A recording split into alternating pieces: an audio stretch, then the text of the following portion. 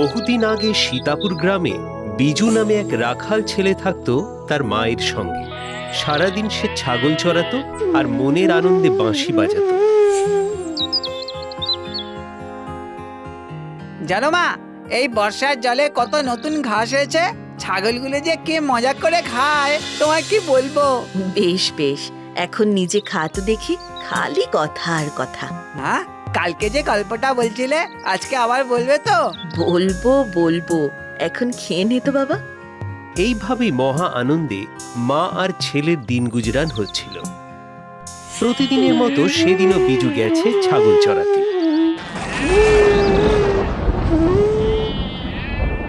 আকাশে মেঘ করেছে, বৃষ্টি নামবে। কালি, বেলা, এই চান্দু, পুটি, কোথায় গেলি? আয় আয়। বিজুর ডাকে ছাগলগুলো একে একে বিজুর কাছে চলে আসে। আসে না শুধু কালি। উফ, কালি কোথায় গেলি রে? এই তোরা এখানে থাক, আমি কালীকে নিয়ে আসছি। কালি, কালি। জঙ্গলের মধ্যে একটু ঢুকতেই দেখতে পায় কালি মনের আনন্দে ঘাস খাচ্ছে। এই তো, খুব দুষ্টু হয়েছে তুমি। খালি এদিক ওদিকে পালিয়ে যাওয়া না। হঠাৎ বিজুর চোখে পড়ে একটা আলো। ও বাবা, মাটিতে ওটা কি? এরকম পাথর তো আগে কখনো দেখিনি। কি সুন্দর দেখতে। বিজু সেটা হাতে তুলে নিতেই পাথর খুব শান্ত নিচু গলায় বলে ওঠে, তোমার মনের ইচ্ছের কথা আমায় বলতে পারো, আমি পূরণ করব। কে কে কে? আমি গো আমি, তোমার হাতে থাকা পাথর বলছি। বাপরে, তুমি কথা বলতে জানো? কি চাও বলো, বলো কি চাও? আমার তো চাওয়ার কিছু নেই। ওই দেখো, এই বৃষ্টি নামবে। কালি, চল চল চল। আর তুমি এখন আমার পকেটে থাকো, হ্যাঁ? পাথর পকেটে ঢুকিয়ে ছাগলদের নিয়ে বিজু চলে যায়।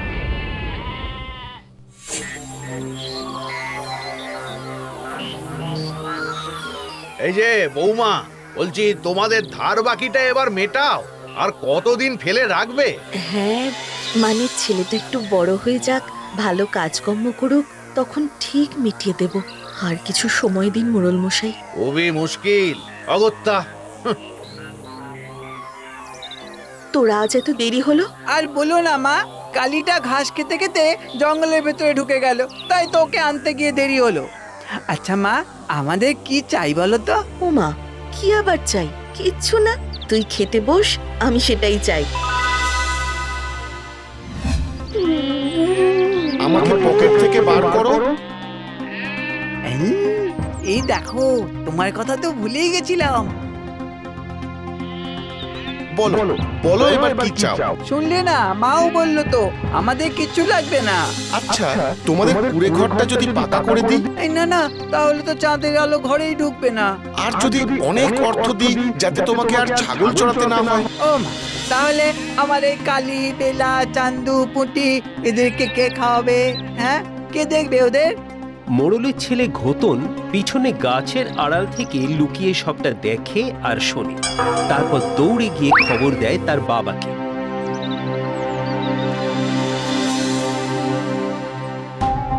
হ্যাঁ, কি বললি? হ্যাঁ গো বাবা, একটা আশ্চর্য পাথর।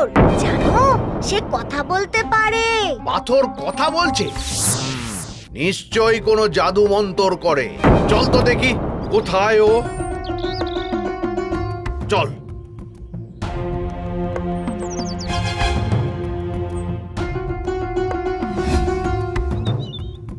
বিজু, বিজু, বৌমা, এই তো, বার কর, এক্ষুনি বার কর। কি জেঠু? জাদু পাথর, যা দিয়ে তুই গ্রামের সবার ক্ষতি করতে চাইছিস। ক্ষতি? না না, আমি কারো ক্ষতি করতে চাই না, বিশ্বাস করুন।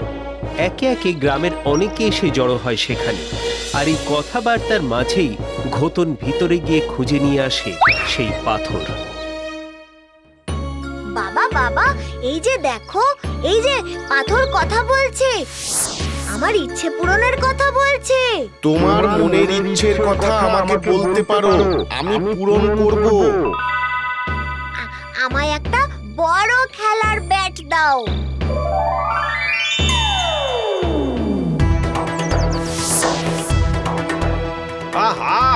ঘটন, কি করছিস কি? দে দে আমাকে দে। তোমার মনের ইচ্ছের কথা আমাকে বলতে পারো, আমি পূরণ করব। আমার এক বাক্স সোনা চাই। ওমা, এ তো সত্যি সত্যি সোনা। এই সর সর সর সর সর তোরা সর সর, এই চল চল চল ঘোতন ঘোতন চল চল। গ্রামবাসীকে সরিয়ে বাপ ছেলে মনের আনন্দে নাচতে নাচতে রওনা দেয় বাড়ির দিকে। জেঠু, জেঠু ওই পাথরটা দিয়ে যাও, আমার বন্ধু। কি হয়েছে? কি হয়েছে রে বিজু? ও মা, ওই আমার পাথরটা নিয়ে চলে গেল। কিসের পাথর? কোথায় পেয়েছিলি? ওই তো জঙ্গলে। ওই পাথরটা আমাকে সব দিতে চেয়েছিল, কিন্তু তুমিও তো বললে কিছু লাগবে না, তাই আমি কিছু চাইনি। কাঁদিস না বাবা, ওই পাথর আমাদের লাগবে না, চুপ কর। ক্রমশ এই আশ্চর্য পাথরের কথা ছড়িয়ে পড়ে চারিদিকে। দেখেছো কাণ্ড, ওই পাথর দিয়ে মোড়ল তো বড় লোক হয়ে গেছে গো। হ্যাঁ, কাল তো দেখলাম যে বাড়ি রং করছে। ইস, আগে যদি জানতাম। হ্যাঁ, তাহলে ওই পাথর দিয়েও অন্তত টাকা পয়সা কিছু করতে পারতাম। ব্যাস, এভাবেই সে কথা পৌঁছে যায় ডাকাতদের কানে।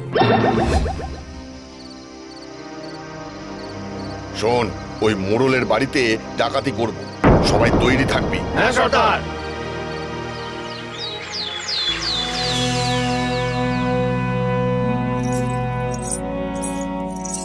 এই দেখো দেখো, এটা পরে আমায় কেমন লাগছে দেখো তো। আহ, কি হচ্ছে নাকি? খোলো খোলো, ওটা দিয়ে দাও। তুমি অমন করে কেন কথা বলছো বলো তো? এই সোনা দানা টাকা পয়সা পেয়ে না তুমি মানুষটাই কেমন যেন বদলে গেছো। আহ, এই ছেলেটাও হয়েছে তেমন।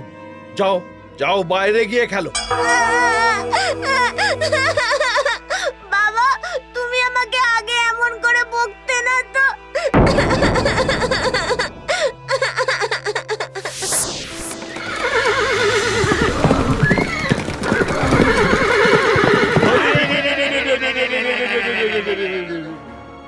বাবা, বাবা ডাকাত! মা, ও মা গো! ঘটন!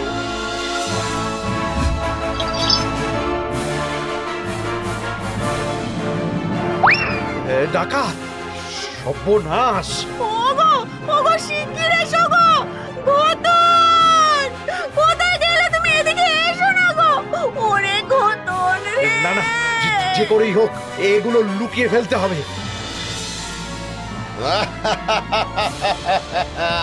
কোথায় লোকাবি? এই তোরা এদিকে আয়, নিয়ে যা সব।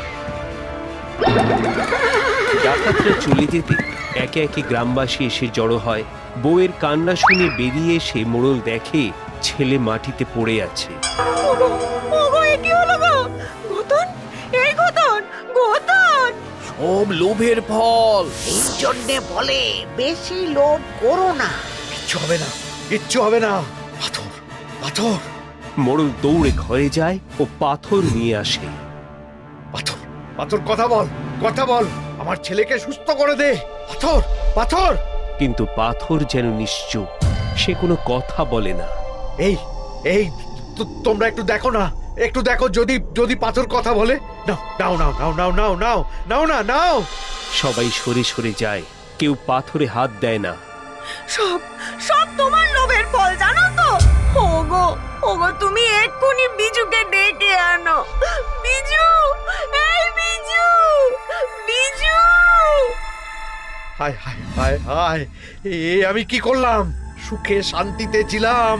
লোভ লোভ লোভ, এই পাথরের জন্য আমার সুখ শান্তি সব গেল, সব। আমার আমার একমাত্র চোখের মনি আজ সেও।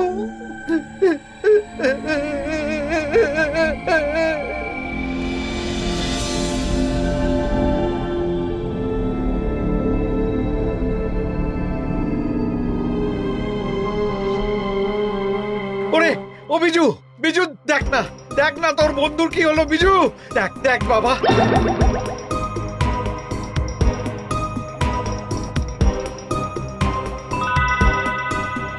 তোমার মনের ইচ্ছের কথা আমাকে বলতে পারো, আমি পূরণ করব। পাথর পাথর ঘটনকে সুস্থ করে দাও।